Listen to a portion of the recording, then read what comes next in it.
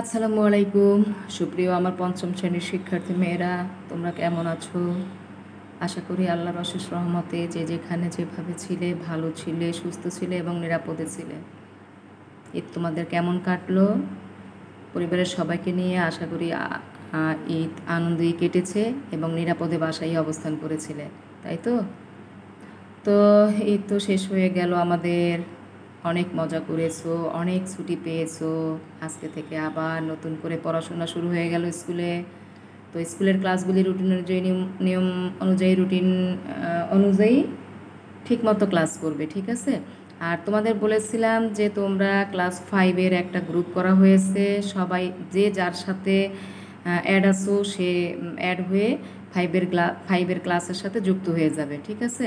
সবাই 5-এর ক্লাসের সাথে যুক্ত হয়ে যাবে। ক্লাস 5-এর একটা গ্রুপ খোলা হয়েছে, ঠিক আছে? মেসেঞ্জার গ্রুপ খোলা হয়েছে। তোমরা যে যাকে চেনো, যেভাবে চেনো, একজন আর একজনের সাথে অ্যাড হয়ে যায়, সবাই আমরা গ্রুপের সদস্য হয়ে যাব, ঠিক আছে? সেখানে সব তথ্য দেয়া থাকবে।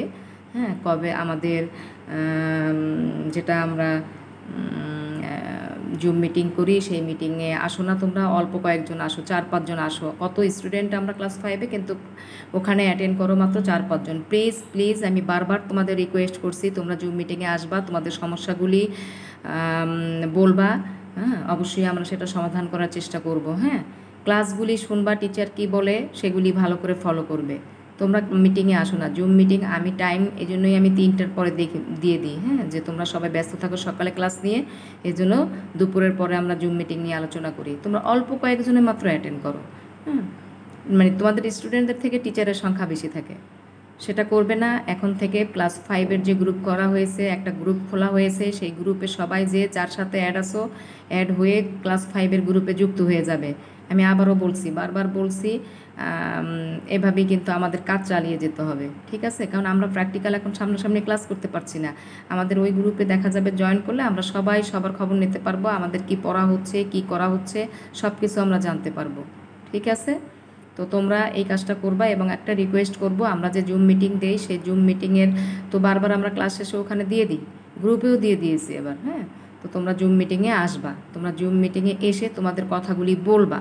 আমরা আলোচনা করব আরও কীভাবে ভালো পাঠদান করা যায়, কিভাবে তোমাদের কাছে মেসেজগুলি সব পৌঁছে দেওয়া যায়, কিভাবে আমরা তোমাদের কাছে পড়াশোনার কথাগুলি বলতে পারি। এগুলি মনোযোগ দিয়ে শুনবে এবং জুম মিটিংয়ে অ্যাটেন্ড করবে। তো আজকে আমরা বইয়ের ইংলিশ ফর টুডে বইয়ের গল্প পড়ে ফেলছি, এবং এর সাথে সাথে আমরা যেটা WS কোশ্চেন, তো সাপি আপার ক্লাসে সাপি আপা শেখাবে, আর আমি শেখাবো 10 নং কোশ্চেন। তোমাদের আগেই বলেছি আমাদের যে 10 নং কোশ্চেন আছে নলেজ আন্ডারস্ট্যান্ডিং অ্যাপ্লিকেশন, 11 নং কোশ্চেনে তো আইটি বা আমাদের অনেকগুলি, সেগুলি আমরা সবই একটা কয়েকটি করে দেখেছি বিগত ক্লাসে। আর 12তে তো তোমরা জানো রিয়ারেঞ্জ, 13তে হলো ফর্ম পূরণ, তাই না? তো এগুলি আমরা মোটামুটি আলোচনা করেছি আজকে। গত কয়েকদিনের ক্লাসে আমরা কিছু ক্লাসে আমরা 10 নং কোশ্চেন রিভিশন করেছিলাম। আজকে আমরা একটু 11 নং কোশ্চেন নিয়ে আলোচনা করব। দুটি বা 3টে 11 নং কোশ্চেন আমরা আজকে সলভ করব। তো চলো আমরা আমাদের নির্ধারিত পাঠে চলে যাই। আমাদের আজকের পাঠের বিষয়বস্তু হবে 11 নং কোশ্চেন, শর্ট কোশ্চেন। তো মেয়েরা তোমরা খাতা কলম নিয়ে রেডি থাকো এবং আমরা ক্লাস নেব, এবং তোমরা খাতায় লিখে ফেলবে সাথে সাথে। ওকে, থ্যাংক ইউ। চলো আমরা আমাদের নির্ধারিত কাজে চলে যাই। দেখো, এটা একটা কোশ্চেন, 2019 সালের একটা কোশ্চেনের এই কোশ্চেনটা এসেছিল। Here is a weekly schedule of activities that Belal does in his free time. Belal তার অবসর সময় যে কাজগুলি করে। Now write the name of the days of the week in sentences, তাই না? First one is done for you, প্রথমটা করে দেখানো হয়েছে। Saturday is the first day of the week. তো চলো দেখি আমরা কি বলেছে। Days of the week activities, তাই না? First, read story books. Second day, watch cartoons on TV. Fourth day, clean reading room. Fifth day, practice music. Sixth day, work in the vegetable garden. Seventh day, play cricket. এই হলো তার সপ্তাহের দিনগুলিতে কাজগুলি করে, তাই না? এখানে আমাদের অর্ডিনাল নম্বর দেওয়া আছে, আমাদের সেন্টেন্সে লিখতে হবে আর কি। আমাদের লিখতে হবে বারের নামগুলি লিখতে হবে। সেকেন্ড ডেতে আমাদের কী বার পড়ে ওখানে বলে দিয়েছে, Saturday is the first day of the week, শনিবার সপ্তাহের প্রথম দিন ধরতে বলেছে। তাহলে সেকেন্ড ডে কী হবে? সানডে। সানডের পরে দেখো ফোর্থ ডে, তো থার্ড ডে তাহলে মানডে, ফোর্থ ডে হবে টুয়েসডে, এখানে কিন্তু খেয়াল করতে হবে। তারপরে আছে ফিফথ ডে, ফিফথ ডেতে আমরা কি জানি ওয়েসডে, তাই না? সিক্স ডে হলো থার্সডে, আর সেভেন ডে তো ফ্রাইডে। তো চলো আমরা দেখি আনসারটা আমরা কিভাবে সাজিয়ে লিখবো। একটু দেখো, তোমরা লিখেও ফেলো। কোশ্চেনটা একটু লিখতে হবে, বোঝার জন্য কোশ্চেন তোমাদের লিখতে হবে।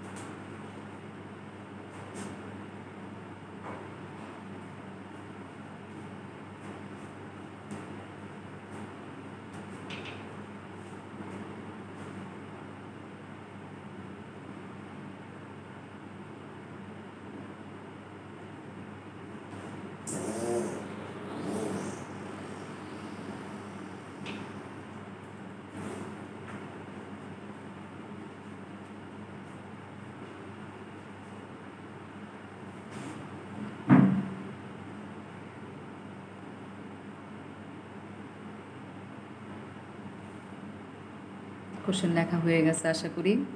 চলো এবার আনসারটা কীভাবে লিখতে হবে একটু দেখে নিই। দেখো ওখানে একটা করে দিয়েছে, on Saturday Bilal reads story books, তাই না? তারপরে অন সানডে, আর সেকেন্ড ডে হলো অন সানডে। অন সানডে বারের আগে সবসময় অন বসে, হ্যাঁ। On Sunday comma he watches cartoons on TV. তারপরে বলেছে ফোর্থ ডে, ফোর্থ ডে পেয়ে জানি আমরা যদি স্যাটারডে ফার্স্ট ডে হয় তাহলে ফোর্থ ডে হবে Tuesday. On Tuesday he cleans reading room, তাই না? তারপরে ফিফথ ডে বলেছে on Wednesday he practises music, he practises music. Six day তাহলে কি হবে?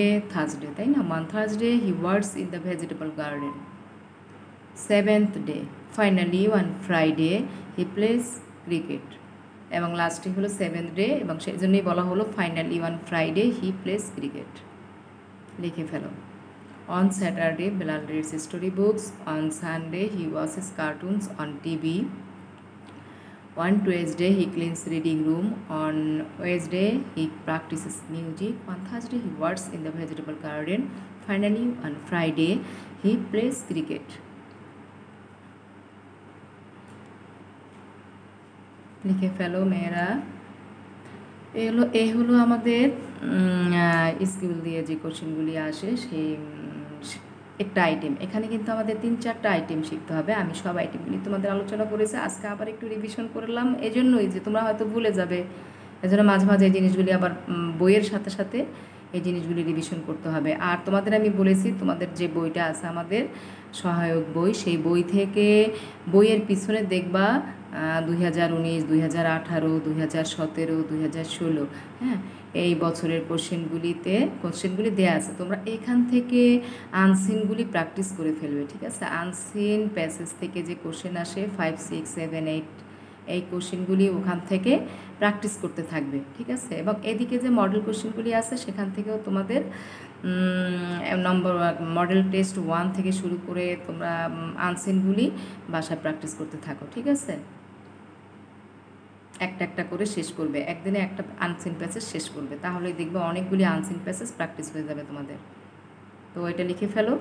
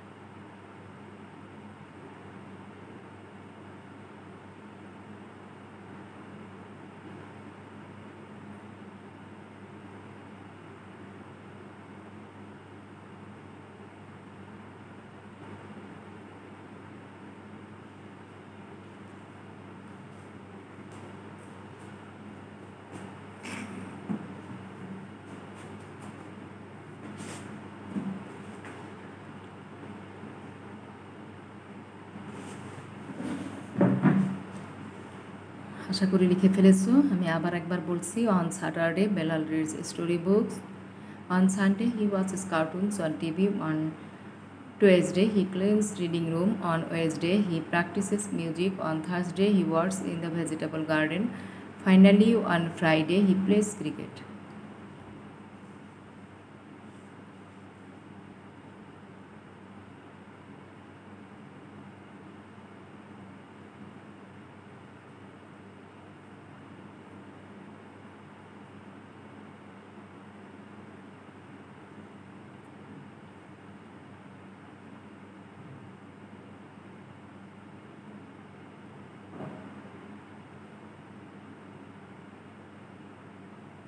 তো চলো আমরা আর একটা আইটেম দেখি।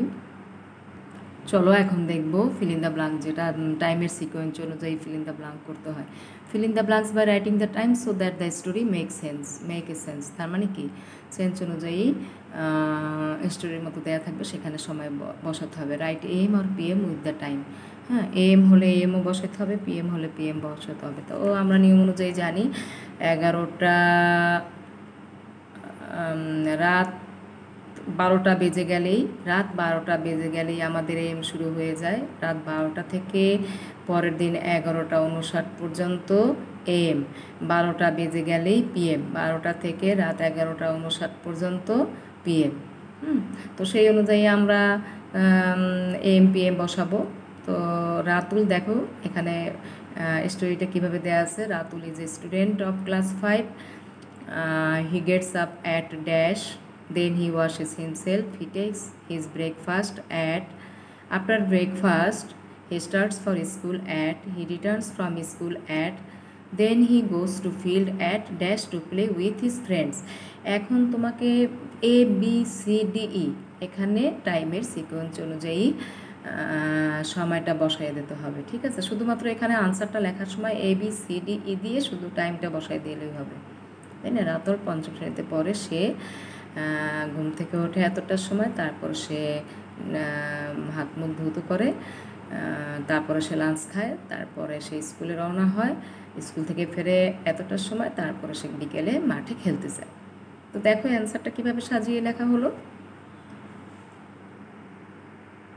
দেখো আনসারটা কি হলো। রাতুল ঘুম থেকে ওঠে 6 AM, সকালবেলা অবশ্যই। তারপরে সে ব্রেকফাস্ট খায় 8 AM, তারপরে স্কুলে রওনা করে 9 AM, তারপর স্কুল থেকে ফেরে 4 PM, আর খেলতে যায় সে 5 PM। সময়টা এভাবে বসবে 6 AM, 8 AM, 9 AM, 4 PM, 5 PM। লিখে ফেলো, শুধু আনসারটা এভাবে লিখে ফেলো, প্যাসেজটিও তুলে ফেলবে, আনসারটিও লিখে ফেলবে।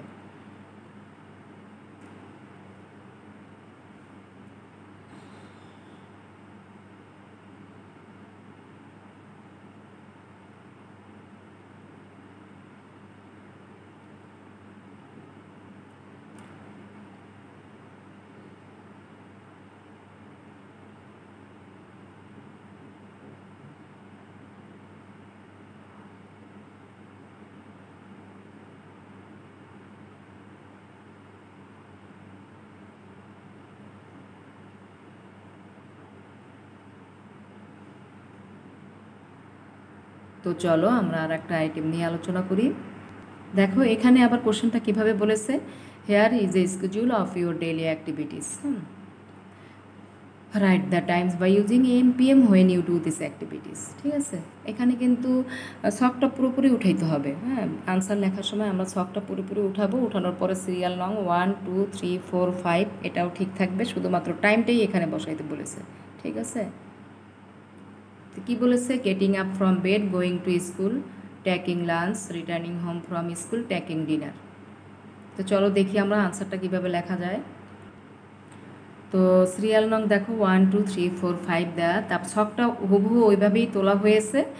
তারপর name of the activities, getting up from bed, going to school, taking lunch, returning home from school, taking dinner, তাই না। Getting up from bed 6 AM, going to school 10 AM, taking lunch 2 PM, returning home from school 4 PM, taking dinner 9 PM, তাই না।